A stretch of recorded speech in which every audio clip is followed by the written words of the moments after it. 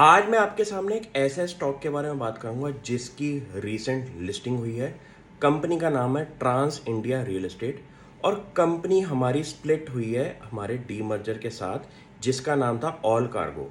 Company एक बहुत बड़े दिग्गज ट्रांसपोर्ट लॉजिस्टिक सेक्टर की कंपनी से निकली है और जिसकी वैल्यूएशन अगर मैं बोलूं तो आज की डेट में इस स्पिन ऑफ वाले बिजनेस की वैल्यूएशन मार्केट कैप की अगर मैं बात करूं तो वो है अराउंड 800-900 करोड़ की। और कंपनी के बिजनेस मॉडल को अगर आप समझेंगे तो उससे पहले मैं एक इंडस्ट्री ओवरव्यू बताता हूँ कि इंडिया का लॉजिस्टिक सेक्टर जो है वो आज की डेट में $250 बिलियन से ऊपर का है और जिसमें आप कह सकते हैं कि अराउंड 11% का CAGR लगा हुआ है अगले 3-4 साल का। तो इतना पता चल गया कि अगर इंडिया की GDP 6% से ग्रो हो रही है तो लॉजिस्टिक सेक्टर इंडिया का अराउंड 11% से ग्रो होने का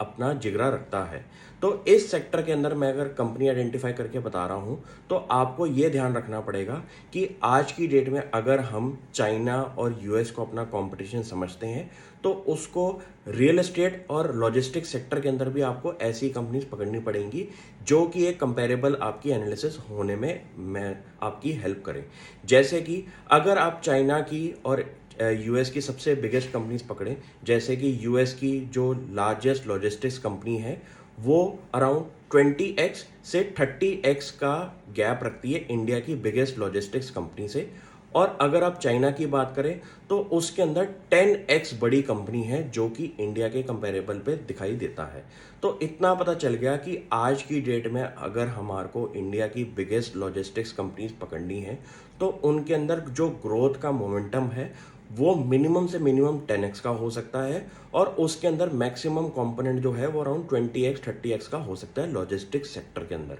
तो इतना पता चल गया कि आज अगर इंडिया ग्रो हो रहा है तो उसका जो अपसाइड का पोटेंशियल है वो कितना बड़ा हो सकता है लॉजिस्टिक्स सेक्टर के अंदर। तो आप इसके अंदर में से अगर कोई कंपनीज आइडेंटिफाई कर रहे हैं तो आपको उसके अंदर ऐसी कंपनीज आइडेंटिफाई करनी है जिनकी प्रमोटर की जो गवर्नेंस इशू है वो बिल्कुल ना हो और वो एक अच्छे डिपेंडेबल प्लेयर के साथ काम कर रही हो। जैसे कि ट्रांस इंडिया की अगर मैं बात करूं तो कंपनी की रीसेंट लिस्टिंग होने के बाद आज की डेट में इस कंपनी के अंदर एक ऐसा मोमेंटम बना हुआ है जहां पे एक फर्दर ग्रोथ की अपॉर्चुनिटी हो सकती है। क्यों? क्योंकि जो रीसेंट लिस्टिंग कंपनीज होती हैं जिसके अंदर एक स्पिन ऑफ होता है डीमर्जर के बाद बहुत बड़ी कंपनी के साथ, तो एक ऐसा टाइम पीरियड आता है जहां पे इन्वेस्टर्स को वेट एंड वॉच की पोजीशन रखनी पड़ती है क्योंकि ये एक ऐसी स्पिन ऑफ वाली कंपनीज होती हैं जिनकी वैल्यूएशन करनी बहुत मुश्किल हो जाती है। तो इस केस के अंदर कंपनी का भी जो रीसेंट प्राइस है उसको आप देखें और अपना एक दिमाग में नंबर बनाएं कि इस कंपनी की वैल्यूएशन कितनी हो सकती है।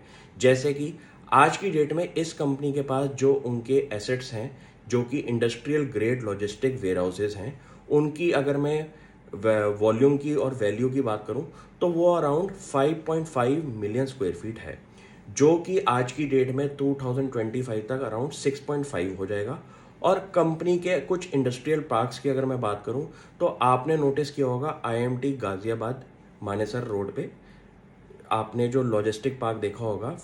जिसके अंदर फ्लिपकार्ट नेस्ले जोमेटो जैसी कंपनीज ने अपनी जगह रखी हुई है। तो उस जगह की जो टोटल लैंड की जो एरिया है वो है अराउंड 92 एकड़ ज़मीन के अंदर जहाँ पे इस कंपनी ने अपना जो वेयर हाउस बनाया हुआ है उसकी अगर मैं मिलियन स्क्वायर फीट की बात करूं तो वो जगह अराउंड बनती है हमारी 2.2 मिलियन स्क्वायर फीट। तो आप ये सोच सकते हैं कि अगर आप फ्लिपकार्ट जैसी कंपनी में बुलिश हैं और इंडिया के ई-कॉमर्स सेक्टर पे आपको लगता है कि बहुत ज़्यादा ग्रोथ का मोमेंटम है और आपको ये दिखाई देता है कि एक दिन के अंदर आपका दिल्ली जैसी जगह पे एकदम डिलीवरी कैसे हो जाती है, तो आपको ये पता होना चाहिए कि फ्लिपकार्ट का इतना बड़ा वेयर हाउस जो है वो किस कंपनी के पास ओन्ड एंड ऑपरेटेड है। तो इतना पता चल गया कि इंडिया का अगर ई-कॉमर्स सेक्टर ग्रो होगा तो आपके वेयर हाउस लॉजिस्टिक सेक्टर की भी रिक्वायरमेंट रहेगी और उसमें से आपको ऐसी कंपनीज उठानी है जहां पे आपके इंडस्ट्रियल ग्रेड वेयर हाउसेज बन रहे हो